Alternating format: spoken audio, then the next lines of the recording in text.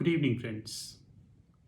This side Rahul Magan here as a Group Chief Executive Officer, Treasury Consulting, and also a venture capitalist. As we speak, Treasury Consulting Group is a profitable multinational headquartered group based out Singapore. More importantly, we do have offices in three parts of the globe. Apart from that, we operate our own proprietary hedge fund.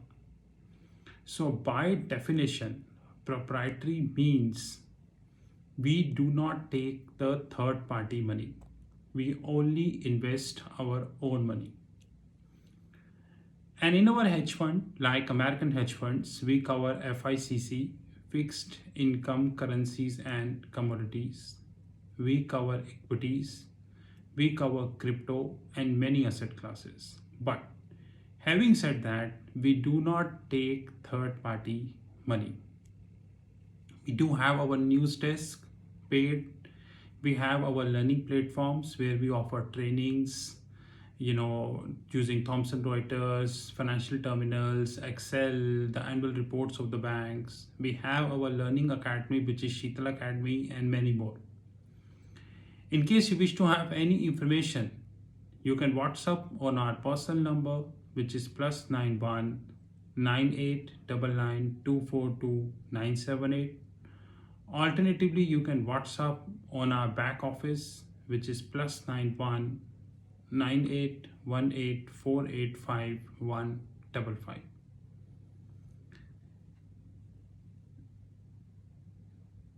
This is my second video on Nikia IPO. But one thing I'm sure that before I continue with this IPO, that every passing day, loss-making companies are getting approval. So I would like to speak this for you before I continue to move forward about the IKEA. Policybazaar parent firm PB Fintech, who runs credit comparison portal Paisabazaar, has received approval to raise 6,018 crores via IPO. 6,018 crores via IPO. And if you open the Google and just type Policybazaar IPO, you would get a heading. The company said it incurred losses of 150 crores in financial year 21. We expect our cost to increase over time and our losses will continue given the investment expected towards growing our business. Our losses would continue. It said in financial year 20, the company posted a loss of 304 crores. In financial year 19, it is 347 crores. Which precisely means if I add financial year 19, 346 plus financial year 20, 304, which is 650, plus if I add the financial year 21, which is 150, around 800 crores. You heard me right. 800 crores worth of losses reported by Policybazaar only in 3 years. And I'm not talking that. This is what the media is stating. And they made very clear, we expect our cost to increase over time and our losses would continue given the investments expected towards growing our business. Loss-making companies are getting approval every day. And I again repeat that the day is not far, probably in another 1 year or maybe a couple of years, when more loss-making companies than profit-booking companies.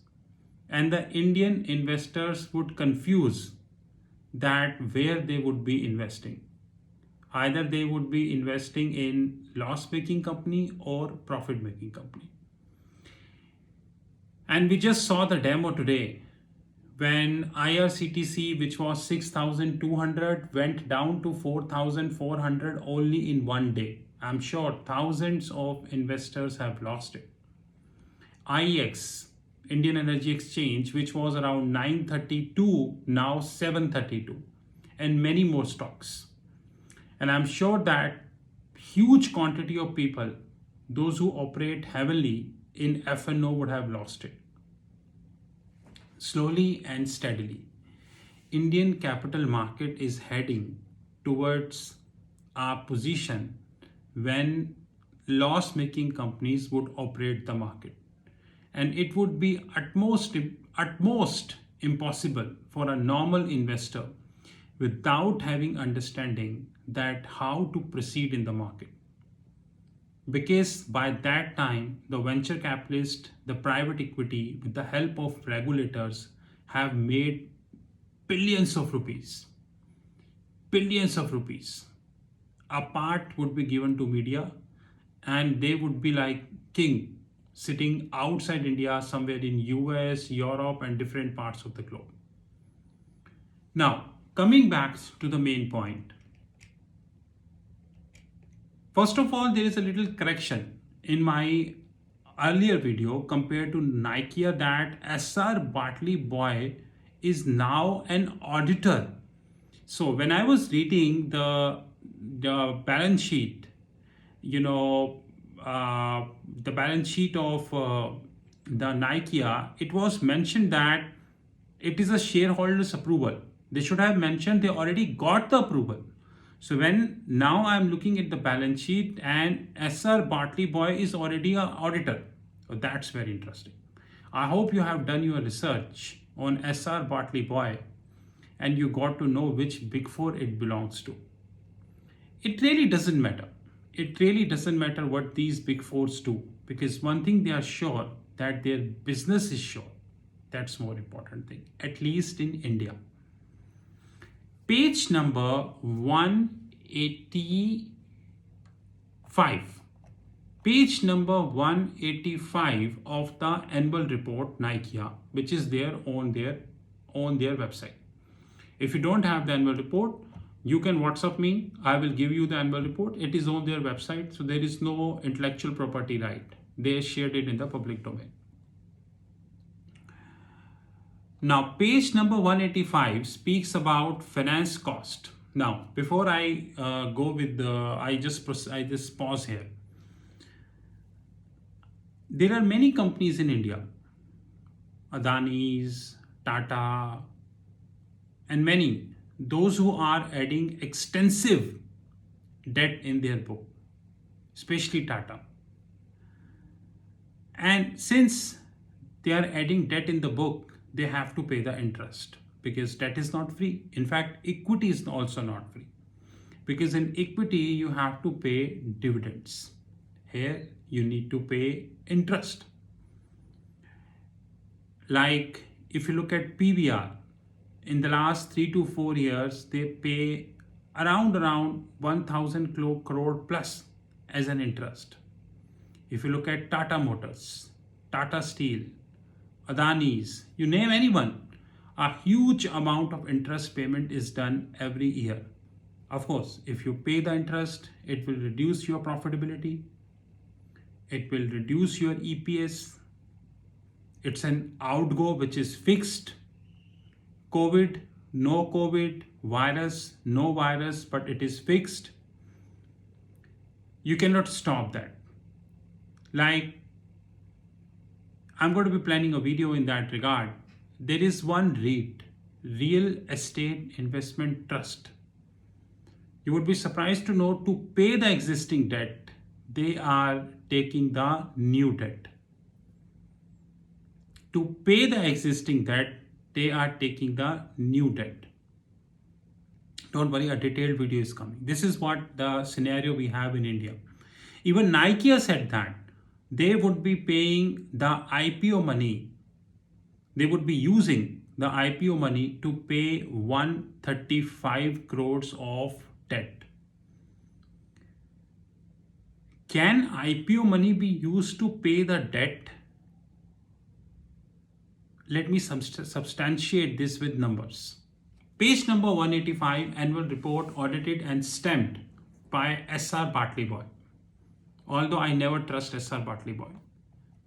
It is clear that financial year 20, the interest finance cost is of three components. Number one, generally finance cost is three components. Number one, interest expense, which you pay. Number two, your lease expenses. There are two kinds of leases. One is the operating lease, second is the financial lease. In either case, you have to pay. Yes, the accounting treatment, like in case of operating lease, the accounting treatment is different. In case of financial lease, the accounting treatment is different. Interest, anyways, you have to pay in the either side. I'm not here covering leases in detail in this video. So there are three components of the interest which you pay basically as a finance cost. Number one is the interest component. Interest component is divided into two parts. Number one, the local currency. Number two, the foreign currency. So the perfect example is Reliance. Reliance is having, Reliance is having debt in INR terms and in dollar terms, other than dollar terms also. So they pay some interest in dollars, yens, and some in INR. But yes, once they conclude their books, they audited their books, they give the annual figure, consolidated figure, they convert this dollar into INR. We need to go to that section. We need to look at detail that how much is the dollar, how much is the INR, but they pay dollars, they pay INR both. So interest component is generally two types. One is the foreign currency and one is the local currency. In case of IKEA, I expect it is local currency. There is no foreign currency. Number two is the lease liabilities. Every company don't have their own spaces, they take the spaces on the lease, sometimes, and when you take the on the lease, there is also an intangible which you create, which is called lease intangible. But since we are not talking about that intangible, so we will not consider this in the video.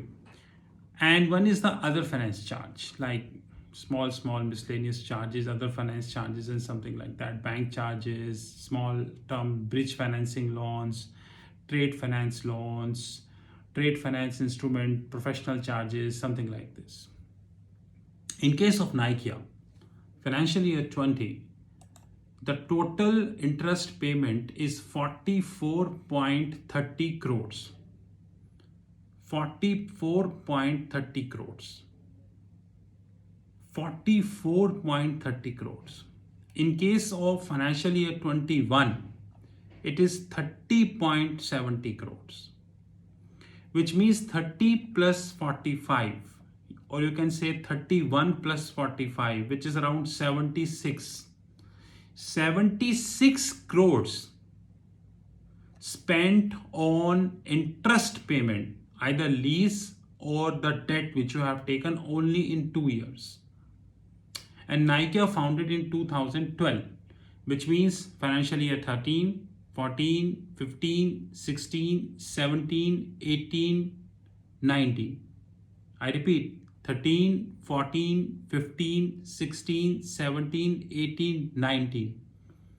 Since I don't have the figure, no comments. But that is there in the books,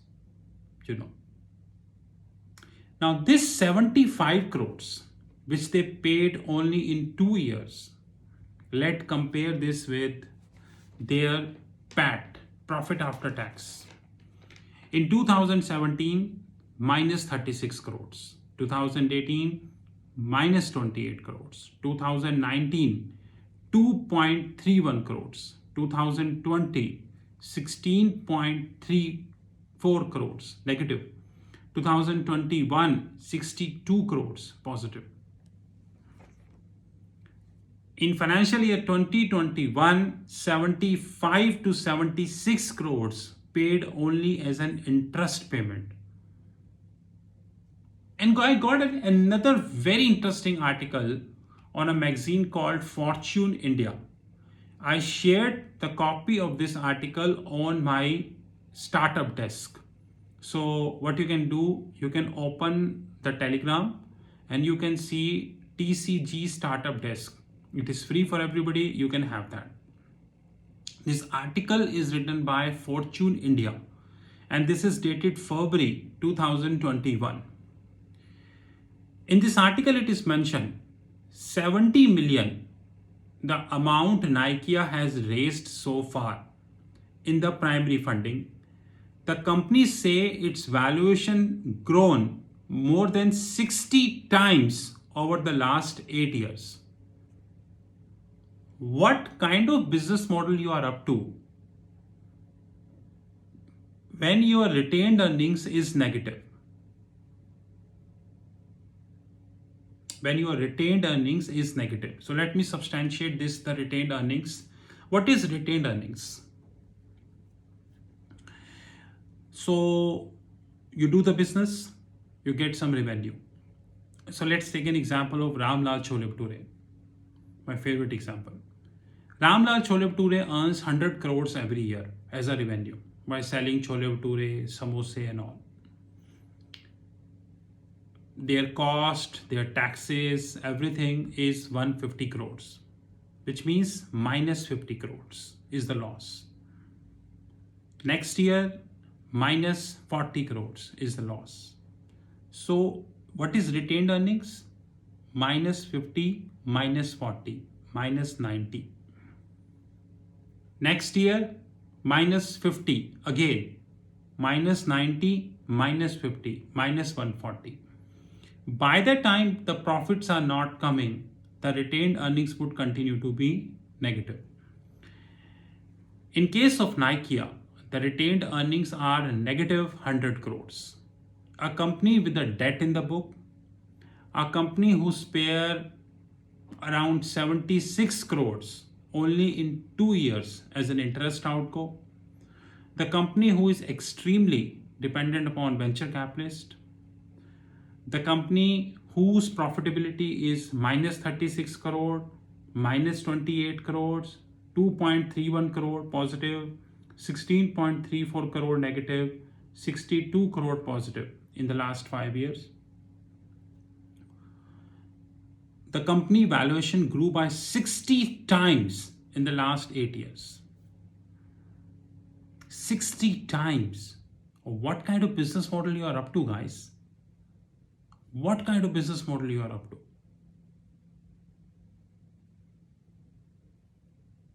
Don't you think that the auditors need to mention the valuation or the logic of the valuation?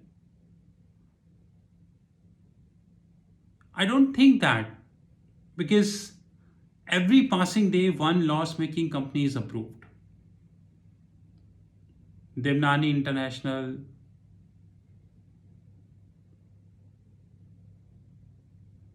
Zomato, now this MobiKwik, Nikia, Paisabazaar, more are on the way, Paytm, Ola, Swiggy, more are on the way. So the question is very clear, that the venture capitalists who were investing in the Indian startups, they were clear and confident, you know how, that they would get the approval of the IPO. Because I'm sure that when the Nikia IPO will comes in public, no one will tell you that the company is negative minus crore in retained earnings. The company is in debt. The IPO money would be used to pay the debt. The existing investors are quitting, including the family trust of Sanjay Nayyar. And more importantly, the company valuation grew by 60 times in the last 8 years. Still retail investors invest. This is Rahul from Treasury Consulting Group. You know my personal number, +91 9899 242 978. Have a great time ahead. Thank you.